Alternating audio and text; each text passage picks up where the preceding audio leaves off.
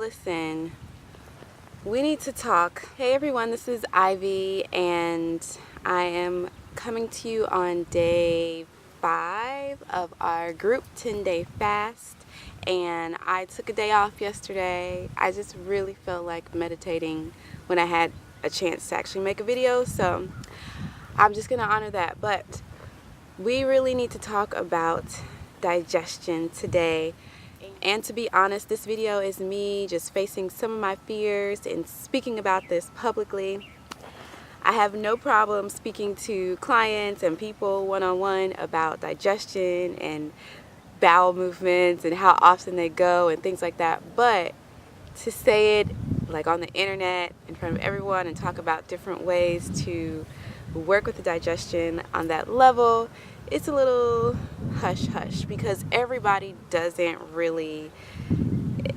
not comfortable with it, and sometimes you can somewhat make people uncomfortable. But at this point, you're going to be uncomfortable if you don't know this information, especially during your fast. So I want to make sure that I bring it up. Thank you for Trina in the group who posted a question, and her question was, is it necessary to do a colon cleanse during your fast? And her question was kind of out of the blue, but I think it was so perfect because we do need to talk about this. And the answer to the question is yes. We all need to be cleansing our colon on a regular basis, but specifically during fasting. When fasting, a focus on digestion is of major importance. We've stopped putting toxins in our body by either cutting off food altogether or limiting it to maybe fresh fruits and vegetables in a smoothie form or raw, however your fast is going. But because we've stopped putting toxins in our body doesn't mean that they're not in there. We have to continue to work on flushing the old toxins out of our body, and so that is where our focus on digestion begins. And our body needs a little bit of support with this during our fast, because think about all the things that we've eaten over time that have slowed and clogged our digestion, whether that's rice and cakes and cookies and crackers and cereal and breads and everything that has that doughy, gluey-like substance on top of meat that sometimes just sits in our intestines and ferments over time. We have, over the years of our lives, clogged and slowed down our digestion. So actually when we are eating, sometimes it's helpful because it pushes more of the old waste out. But when we're fasting, we need to do a little bit extra work to continue to keep things moving. If you're not going to the bathroom, number 2, at least 3 times a day or after every meal, then likely your system is clogged to some degree. So this is how you know that you may need to do some digestive support before your fast and while you're fasting. We started this fast kind of on a whim. I just decided to put it out there, and I'm so grateful for everyone who joined me on the fast.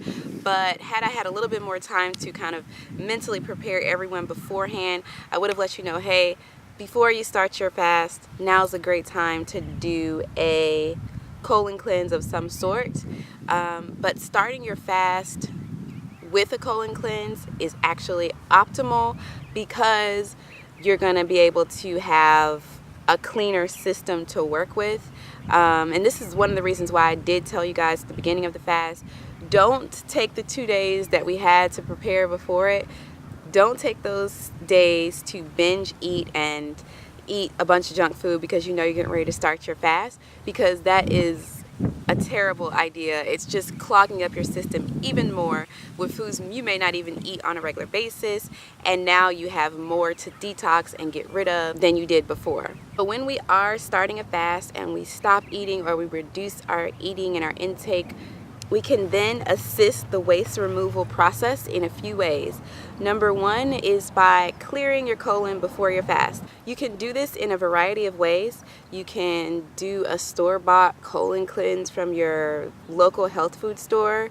You can do a saltwater flush. You can do a enema, and you could also do like a high fiber diet with lots of apples and fresh fruits and vegetables that have a lot of fiber to help you start moving naturally. But the number one way to cleanse your colon before you start a fast, which is highly recommended by doctors and health professionals, is to get a professional colonic. A colonic, if you have not heard of it or had one before, is a procedure that you go to a professional colon irrigation specialist. I forgot what they're called. They basically put a tube in your anus and they flush it out with water several times, and by doing this a lot of waste comes out. It's quick and it's very thorough. When I say quick, I mean it's about 30 minutes to an hour. It's the best way to cleanse your colon before a fast. But if you don't know of a colonic specialist in your area, or you're not ready to try that, or you just want to do something a little bit quicker by just going to a store and getting something, then you can try one of the other things I mentioned. But optimal results will come with the colonic. Once you start your fast, you want to try to do, and this is the uncomfortable thing, but you want to try to do an enema as often as possible. It is suggested by many fasting professionals that you do an enema daily. I've heard that it's best to do it first thing in the morning, but I've also heard that it's best to do it after a bowel movement because you're able to further clear things out. But when you're fasting, again, sometimes you don't always go as easily because you're not eating food to push things out. So you can do it first thing in the morning. In a enema for wellness during fasting, you would want to either use just pure distilled water, or you can use pure distilled water with lemon to really help cleanse your colon out and flush things out. Distilled water is one of the best cleansers in the world. It's got absolutely nothing in it, and it takes things out with it. And lemon obviously is a natural astringent, and it really helps with digestion. So you can do one of those two things. It's really weird to talk about this, but I'm glad that I'm able to actually put this out into the world so it can really help you all. If you do not support your digestive system during your fast, you may experience higher levels of detox symptoms, whether that's headaches, acne, skin rashes, bad breath, cold and flu-like symptoms because your body is trying to expel something. So by clearing your digestive system on a regular basis during your fast, you're helping it eliminate some of those toxins that the body is really trying to get rid of. Don't get me wrong, you will still have detox symptoms whether you're cleansing your colon on a regular basis or not. All of the things I mentioned will come along with your fast, especially the first 5 days or so, but they will be more intensified if you are not doing something to help your digestion. For some people, the word enema is just scary and uncomfortable and like ew, and that's something that old people do, and you know, that's gross, and I don't want to put anything in my butt or close to my butt. If that's you, it's totally understandable. At some point, I'm sure that was me too, but you know, I've just reached a level of evolution where I'm really able to discuss and just experiment in different ways to do what's best for my body. Obviously, water fasting and fasting in general, that's something out of the norm anyway. But if you are someone who is just not ready to do the whole enema thing, I totally understand. Either do a colon cleanse before your fast and then just try to drink tons of water, specifically distilled water, during your fast to help you cleanse out.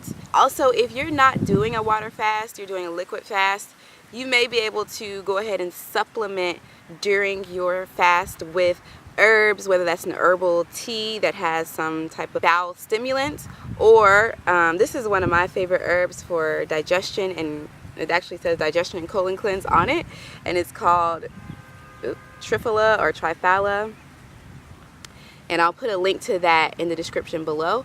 But this is an Ayurvedic supplement, but it's composed of 3 fruits that are really good at moving your digestive system. So this is a supplement that you could take if you're not doing a straight water fast, but maybe you're doing a juice fast or a smoothie fast. Then you could do a supplement like this to help you continue to flow while you are on your fast, but also right before and after your fast. Here are 3 tips for helping you maintain healthy digestion after your fast. 1, when you begin to start refeeding after your fast, make sure that you're chewing your food really, really well. Maybe 30 times per bite of food, because your body is now going to have to start remembering how to digest again. It's not a big deal. It's going to remember. This is a magnificent apparatus, but you want to make sure you're giving it as much assistance as possible. And digestion begins in the mouth. So you're creating enzymes in the mouth while you chew, so that when the food goes down with that saliva, it's got these enzymes that are helping it digest completely. Number 2 is to take Digestive Enzymes. This is just a brand that I have right now. It's not necessarily the best, but I'll link some digestive enzymes below. But when you're eating your food, you can definitely take a digestive enzyme along with it to help provide whatever enzymes are needed in order to properly and completely break it down. A lot of us know that there are not enough minerals and enzymes in the soil anymore. Our soil has been depleted over years, so we don't always have the sufficient enzymes that we need to break down foods in our bodies alone. So specifically when you're coming off of a fast and you want to really make sure that your food is being digested well, you can take some digestive enzymes, and you can do that throughout your life whenever you're eating a heavy meal, just so that you make sure that your body is properly digesting it. Number 3 is to take a probiotic once a day. Again, this is after fast care, but a probiotic is going to make sure that you have that healthy bacteria in your gut linings, so that you can really break down food and it doesn't get stuck and stay in your intestines and colon, create blockages and gas and bloating, etc. So there, we talked about it. We talked about the poop. You need to poop. You need to poop often. If you have questions about how often you should poop, or anything about enemas or colon cleanses, please feel free to leave them in the comments below or in our private Facebook group. Thank you for watching. Please like this video, comment, and subscribe to my channel. And as always, have a beautiful day, night, or morning, wherever you are.